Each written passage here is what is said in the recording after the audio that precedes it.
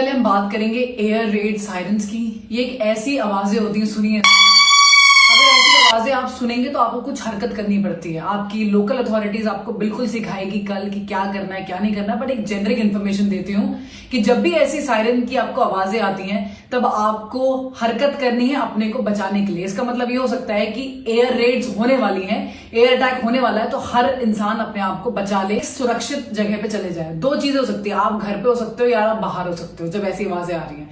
अगर आप घर पे हैं तो ग्राउंड फ्लोर में जाने की कोशिश करें और एक ऐसे कमरे में जाएं जो बहुत मजबूत से बनाया गया है और पीछे की inner corner of the home में हो। अगर आपके घर में बेसमेंट है या अंडरग्राउंड पार्किंग है तो इससे अच्छा तो कुछ हो ही नहीं सकता है, क्योंकि ये नेचुरल बंकर्स होते हैं। लेट्स से कि आप बाहर हैं तो आपको भीड़ भाड़ वाली जगहों से बिल्कुल आउट होना है, बड़ी बड़ी बिल्डिंगों से बिल्कुल आउट होना है, क्योंकि जब एयर स्ट्राइक होती है तो वो बिल्डिंगों पे ही मारा जाता है, तो सारा जितना भी मलबा होगा सब कुछ आप पे गिरेगा। आपको खुले मैदानों में जाना है और वहां पर ऐसे जमीन पे ऐसे करके आड़ ले रही है, जमीन पे आड़ ले लेनी है। आपको किसी चीज का कवर चाहिए। अगर एक कोई बिल्डिंग होती है तो कोई गोली मारता है तो बिल्डिंग के पीछे छुप के आड़ लेते हैं। जब कुछ भी नहीं है तो जमीन का आड़ लिया जाता है। बिल्कुल जमीन पे ऐसे करके लेट जाइए, ताकि जो एयर वेव शॉक वेव्स होंगी वो कम आएंगी आपको। अब हम बात करते हैं ब्लैकआउट ड्रिल्स की गाइस। ब्लैकआउट ड्रिल्स में सब कुछ लाइट वाइट, जैसे ही ब्लैकआउट होता है तुरंत लाइट पूरी ऑफ होनी चाहिए, लाइक दिस, पूरा अंधेरा। और इस ड्यूरेशन में हम सारे पर्दे बंद करेंगे। तो अगर हम जा रहे हैं और देख रहे हैं पर्दा कोई भी खुला हुआ है तो हम सारे पर्दों को बंद कर देंगे। कोई भी लाइट किसी भी एंगल से घर के अंदर बाहर नहीं निकल सकती। आपको पता है सन 1971, 62 एंड 65 की लड़ाई में भी ये सेम इंस्ट्रक्शंस पास करे गए थे। तब लोगों ने अपने घरों में काले रंग के पेंट लगा दिए थे गाइस। आपको क्या प्रैक्टिस करनी है, आपके पास एक छोटे टॉर्चेस होने चाहिए, आपके घर में हर मेंबर के पास होने चाहिए छोटे वाले। और उस अंधेरे में आपको नेविगेट करना आना चाहिए कि आपके घर की सीढ़ियां कहाँ हैं। धीरे धीरे आप अपने मोबाइल का फ्लैश लाइट यूज कर सकते हैं, बट मैं अवॉइड करती हूँ। क्यों? क्योंकि बैटरी ड्रेन होती है और आपको अपना मोबाइल डेफिनेटली चाहिए ऐसी सिचुएशन में। आप छोटे फ्लैश लाइट यूज करिए और पूरे घर को नेविगेट करिए, कहाँ पर सीढ़ियां हैं, कहाँ पर आपको बाहर निकलना है, कहाँ वो दरवाजा है जहां आपने सोचा था कि आपका इवैक्यूएशन होगा। चलिए बात करते हैं इवैक्यूएशन की। मतलब अब हमें भागना है अपना घर छोड़ के। इवैक्यूएशन जनरली जहां भी हम हैं वहां से हटके हमें कहीं और जाना है। तो 2-3 सिनेरियोज होते हैं, बट क्या हर चीज में हमें घर को छोड़ना पड़ेगा? नहीं।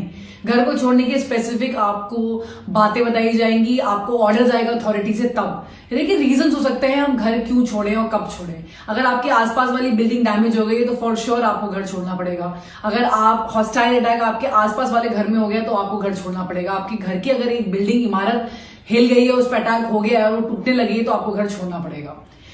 घर छोड़ने के लिए आपके पास स्पेसिफिक रास्ते होने चाहिए। आप अपने घरों को देखिए कि क्या एक ही रास्ता है घर से बाहर निकलने का। अगर बाई चांस वो रुक गया तो क्या दूसरा रास्ता नहीं है। वो पूरी प्लानिंग घर वालों को साथ में मिलके करनी चाहिए। घर छोड़ने से पहले आपके पास बहुत सारी ऐसी कीमती चीजें होती हैं जो आपके घर में होती हैं, आपको वो उठाना है। जनरली इस टाइप के बैग्स यूज कर सकते हैं हम। ये बैग्स जो होते हैं ना, ये छोटे हैं बट आप इससे बड़े बैग भी यूज कर सकते हैं। और जैसे आप इस बैग्स को लगाएंगे, आप इनको बिल्कुल टाइट करेंगे तो बिल्कुल टाइट हो जाते हैं।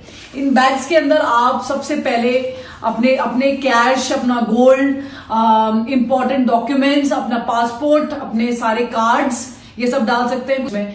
इनमें आप खुकरी, अपना लाइसेंस, गन, जो भी आपकी इंपॉर्टेंट चीजें घर पे हैं, बस एक बैग जितना, बाकी आपको सब कुछ छोड़ना पड़ेगा। चार्जर्स, बैटरी बैंक्स, ये सब आप डाल के निकल सकते हैं। पानी की बोतल ये डालो। और इनफैक्ट काफी बार तो ऐसा होता है कि चीजें ऑलरेडी तैयार होती हैं हमेशा, बस लोग जब भी जैसी आवाज आई सीधे बैग उठाया और सीधे भाग गए। इसके अंदर सब कुछ होता है आपके प्रोटेक्शन से, पेपर स्प्रे, हर चीज इसके अंदर रखी जा सकती है।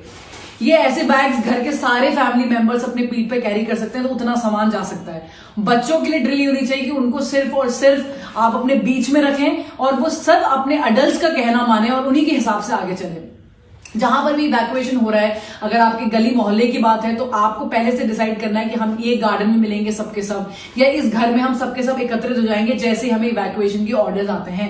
और अगर आपके अथॉरिटीज ने बोला है कि भाई इस फलाना जगह यहां पर आना है तो आप सबको वहां जाना है। याद रखेंगे, एकता में ही ताकत है। अकेले ना जाएं, सबके साथ जाएं, पूरी फैमिली के साथ जाएं। किसी को छोड़ छाड़ के ना जाएगा। आपको लगता है किसी और को जरूरत है तो आप उनके साथ भी जा सकते हैं। पूरी सिविल जो डिफेंस अथॉरिटीज हैं, जो आपकी फायर ब्रिगेड्स हैं, जो आपकी पुलिस अथॉरिटीज हैं, आपके हॉस्पिटल्स हैं, वो अपना काम करेंगे। हम सब साथ में ही हैं। तो ये जो एक ऐसा वक्त चल रहा है हमारे देश के साथ कि कभी भी कुछ भी हो सकता है, लेकिन इसमें कोई चिंता लेने की जरूरत नहीं, बिकॉज ये एक ऐसी ड्रिल है जो बहुत पहले हो जानी चाहिए थी। अब फाइनली एक ऐसा टाइम आया है लाइफ में जब हम ये ड्रिल सीख सकते हैं, हमें समझ में आ सकता है। किसी भी आपदा वाली कंडीशन में ये ड्रिल्स को फॉलो किया जा सकता है। ये अच्छी बात है कि आपकी फैमिली एक प्लान के साथ चले, कम्युनिकेशन पूरी फैमिली में होना चाहिए, हर अडल्ट के पास मोबाइल फोन्स होने चाहिए आपस में बातचीत करने के लिए। सब साथ में रहेंगे तो सुरक्षित रहेंगे। अच्छी तरह से ड्रिल्स करिए। जब एक सिविलियन बचता है तो आतंकी हमला या जो भी अपोजिट फोर्सेस है उनके हमले कमजोर पड़ते हैं। हमारी फोर्सेस हैं, फौज है, वो बॉर्डर संभालती है, लेकिन आप अंदर हैं और अगर आप अपने आप को संभाल सकते हैं तो आप किसी और को भी बचा सकते हैं। देश के लिए, अपने लिए ये ड्रिल्स अच्छी तरह से निभाइएगा। जय हिंद, जय भारत।